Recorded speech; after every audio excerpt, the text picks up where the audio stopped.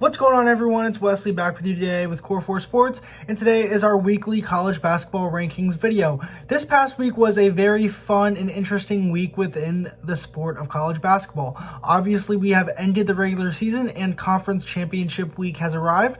Right now, we are 6 days, yes, just 6 days away from Selection Sunday, and there is a lot that can change between now and then. We obviously have conference championship week, as I stated before, but we also have a lot of teams that are doing a lot of moving in this week's AP poll, and we're going to discuss those things and get into it right now.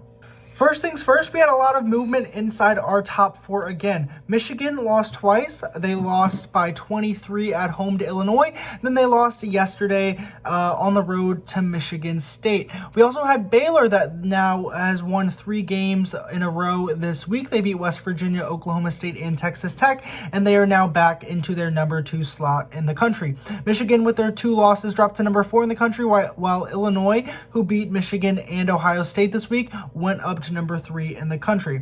To round out our top 10, you're going to have Gonzaga at 1, Baylor at 2, Illinois at 3, Michigan at 4, Iowa at 5, Alabama at 6, Houston up 2 spots to 7, Arkansas new to our top 10 up 4 spots to 8, Ohio State down to 9, and West Virginia down to 10. This week for my team of the week, I have actually 2 teams of the week. The first one is Baylor. Baylor arguably had the game of the year on Tuesday against West Virginia, and they beat West Virginia in overtime. Then they beat Oklahoma State. Cade Cunningham did get hurt in that game, but they won that game pretty convincingly. And then this weekend, Maceo Teague dropped 35 points, and they beat Texas Tech, a very solid defensive team usually, and dropped 88 points on them. So that's why Baylor is one of my teams of the week. My second team of the week, pretty obvious probably, is Illinois.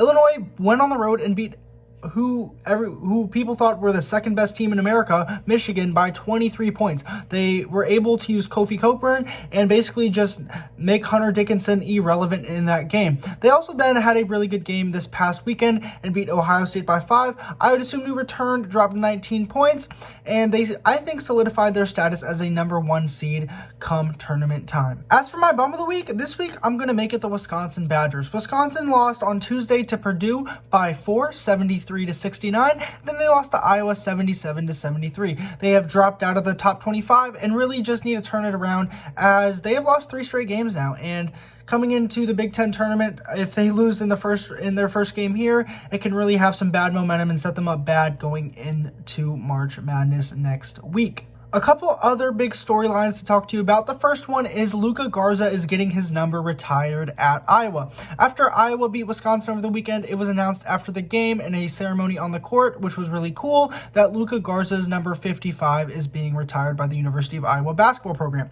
Luka Garza obviously is a very good player. He was named National Player of the Year by some media outlets, but not all, last year, and he's definitely going to be in the running again this year. He ranks first in points scored at the University of Iowa and has had 2 40-point games and 12 30-point games in his career there, and ranks 5th all-time in rebounds at Iowa. I think Luka Garza is going to go down as one of the better players in Iowa history, and I think it's really cool for him that he got his jersey retired. This week, we also had a lot of movement in our poll. A team that had a really good week and went 4-1 in a very grueling stretch against all top 25 teams in the Big 12 was Oklahoma State, highlighted by a win on the road against, yes, my team, the West Virginia Mountaineers. So they are up 5 spots to number 12 in the country. Florida State lost this week, and they lost to Notre Dame, and so they are down 4 spots to number 15 in the country. Oklahoma is down 9 spots. They lost to Texas, and they lost to Oklahoma State this week, and so they are now 25th in the country. Some other news that is coming out of the Big East is Villanova. Villanova lost their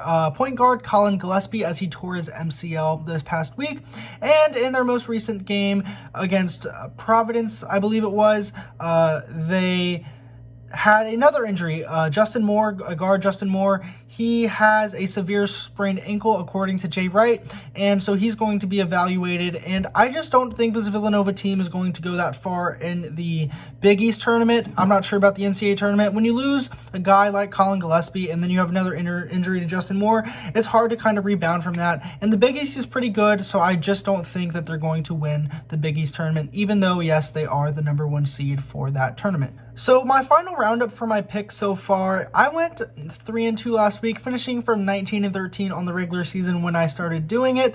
That's pretty good, I would say. 6 games above 500. I'll take it for sure.